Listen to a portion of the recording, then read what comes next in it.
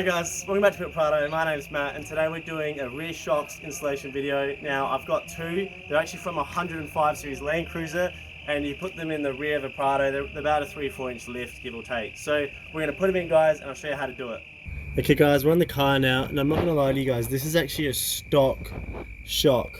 Now the way I can tell, you probably can't see it, but on here it says Japan and it says like all the original details, which means that this shock is technically as old as the car, which is made in 1996.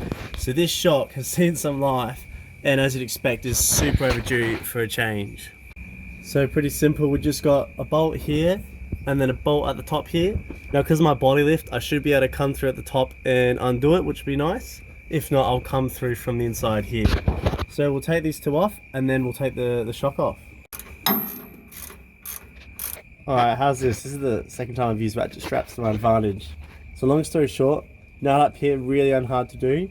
So what I did is, this is all taken out down here, but I ratchet strapped this to the chassis over there, which means this will stop spinning, so when I undo the bolt, this doesn't just free spin, because you can't hold it with your hand, it's way too strong for that.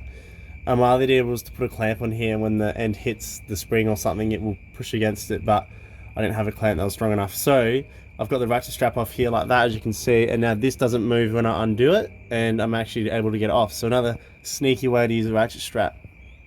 So the bottom nut is 17mm and the top nut is 14mm for reference. I'll be lying to you guys if I said that was easy, but I managed to get the first one on.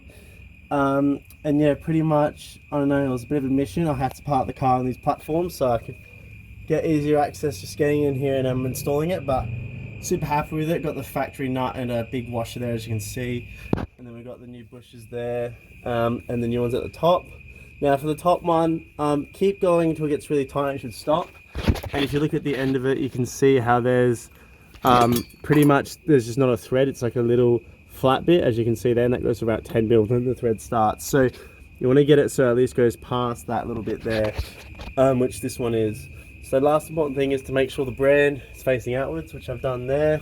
Oh no, I'm just kidding. So pretty much that's fully installed now. Just need to do the other one. There's the last one on.